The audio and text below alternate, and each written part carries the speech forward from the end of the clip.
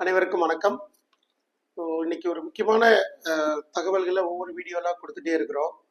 இன்னைக்கு lower mark but lower fees இந்த equation பாருங்களேன். லோயர் ஃபீஸு லோயர் மார்க் இப்படி ஒரு டெரிவேஷன் இருக்கா சார் அப்படின்னு கேட்டால், யதார்த்தமாக சொல்ல போனோம்னா லோ மார்க்குன்னா ஹை மணியை இன்வெஸ்ட் பண்ணணும்னு தான் இங்கே இருக்கிற மெடிசின் வந்து காஸ்டாக சொல்லுது. சரிங்களா? ஸோ நான் இது வந்து எப்படி யோசிக்கிறேன்னா, நல்ல ஹை ரேங்க்ல ஆல்ரெடி நிறைய சோசியல் மீடியா மார்க்கெட்டிங்கில் ஒரு கட் ஆஃப் ரேஞ்சு, ஒரு மார்க் ரேஞ்சு, ஒரு நம்பிக்கை கொடுத்தும் இருக்கிறவங்களுக்கு எந்த பிரச்சனையுமே இல்லை. ஈவன் கவர்மெண்ட் காலேஜ் மட்டும் தான் பொருத்தமாக இருக்கிறோம், அட்லீஸ்ட் செல்ஃப் ஃபினான்ஸ் பண்ணாலும் பரவாயில்ல. இப்படிலாம் இருக்கிறவங்களுக்கு இந்த வீடியோ பொருந்தாது. லோயர் மார்க்கில் இருக்கிறோம், எனக்கு ஒரு கன்ஃபியூஷன் ஸ்டேட் இருக்குது, இந்த பக்கம் போகலாமா அந்த பக்கம் போகலாமா, என்னெல்லாம் ஆப்ஷன் இருக்குது, இல்லை வேறு லோ ஃபீஸில் எங்கெல்லாம் ஆப்ஷன் இருக்குது அப்படின்ற ஒரு ஆல்டர்னேட்டிவ் ஆப்ஷன்ஸ் எல்லாத்தையும் இதில் நான் சொல்லிடணும் அப்படின்னு ரொம்ப ஆசைப்பட்றேன். ஸோ ஒரே வீடியோவில் கம்ப்ளீட் கன்க்ளூஷனும் கொடுக்கணும்னு ஆசைப்பட்றேன். So right. So higher mark இருக்கிற மாணவர்கள் கண்டிப்பாக ரொம்ப சந்தோஷம்.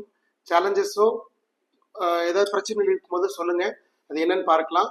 ஒரு எக்ஸாம்பிள், ஒரு 420 மார்க் இருக்கிற ஒரு மாணவர், ஒரு 430 மதிப்பெண் இருக்கிற ஒரு மாணவர், ஒரு 350 மதிப்பெண் இருக்கிற மாணவர், இல்லை 200 மதிப்பெண் கீழே இருக்கும், என்ன பண்ணுறது அப்படின்ற ஆல்டர்னேட்டிவ் ஆப்ஷன்ஸ்லாம் நான் யோசிக்கிறேன். அதெல்லாம் சொல்லணும் அப்படின்னா, நான் எப்போதுமே தோராயமாக கணிக்கிறது, ஒரு 300 மதிப்பெண் மேலே இருக்கிற மாணவர்கள் கண்டிப்பாக தமிழ்நாட்டில் அண்டர் எக்ஸாம்பிள் ஒரு மைனாரிட்டி கேட்டகரியில் இல்லைன்னா தமிழ்நாட்டில் சீட்டு வாங்க முடியாது. ரைட். 400 மதிப்பெண் மேலேயே இந்த வருஷம் மேனேஜ்மெண்ட் கோட்டா கட் ஆஃப் ரொம்ப ஹெவியராக இருக்கும். அதில் எந்த மாற்றம் இல்லை, எழுதி வச்சுக்கோங்க. 420 to 430 வரைக்கும் வந்தாலே பெரிய விஷயம். ஸோ அப்போது வெயிட் பண்ணுறது நல்லதா அப்படின்னா, மற்ற மாநிலங்களில் இருக்கிற ஆப்பர்ச்சுனிட்டியை தேடி பாருங்க, தப்பே கிடையாது. கர்நாடகாவில் 490 வரைக்கும் வந்திருக்கு. சரிங்களா? ஸோ இப்போ பாண்டிச்சேரி ஒரு 17 லட்சம், பணத்தை விட சீட்டு ரொம்ப முக்கியம். அதே மாதிரி நான் பல நார்த் இந்தியாவில் நிறைய மாணவர்கள் நம்மளை அனுப்புகிறோம், வெறும் 11 லேக்கு 12 லேக்கு இந்த மாதிரி இதில் ஃபீஸ் ஓட்டுறோம். பட் எனக்கு ஒரு 300 மார்க் மேலே இருக்கணுன்றது என்னோட எக்ஸ்பெக்டேஷன். சரிங்களா? அதே மாதிரி அதுக்கு லெவலில் கேட்டகரியில் வேறு வேறு ஆப்ஷன் பார்த்தோம்னா, டீம்டு யூனிவர்சிட்டியோ அடுத்தடுத்த கேட்டகரியில் இருக்கிற கல்லூரிகளோ எல்லாத்தாவது எதாவது பிடிச்சி சீட்டை மட்டும் வாங்கிடணுன்றதை தவிர வேற எந்த ஒரு சேலஞ்சும் இல்லாமல் எம்பிபிஎஸ் இடத்த வாங்கணும். ஸோ ஒருவேளை பணம் பிரச்சனை இருக்கு, எங்கிட்ட பணம் கிடையாது, படிக்கின்ற ஆர்வம் இருக்கு, எங்கேயாவது படிச்சே ஆகணும் அப்படின்னு நினைக்கிறவங்க இந்தியாவில் இருக்கிற எல்லா மொழிகளும் தேடி பார்க்கலாம். எங்கே இல்லைனாலும் வெளிநாடுகளில் நானே ஓனா ஹாஸ்டல் ரன் பண்ணி நாமளே ஓனா பர்சன் வச்சு, ஏன்னா வெளிநாட்டுக்கு போகிறது எம்பிபிஎஸ் படிக்கிறது ரொம்ப சிரமம்லாம் கிடையாது. இங்கே இருக்கிற எல்லா ஸ்டூடெண்ட்டுக்குமே எம்பிபிஎஸ் படிக்கணுன்ற ஆர்வத்தை ரொம்ப அதிகமாக வச்சுருக்குறாங்க, அதில் எந்த மாற்றமும் இல்லை. ஆனால் அவங்களோட கனவுகளை உடைச்சிட்டு நீ போகாத, நீ போக வேண்டாம், எங்களால் பணம் கட்ட முடியாது, இல்லை நான் வந்து வெளிநாட்டுக்கு உன்னை நான் அனுப்ப மாட்டேன் அப்படின்றதுலாம் இல்லை.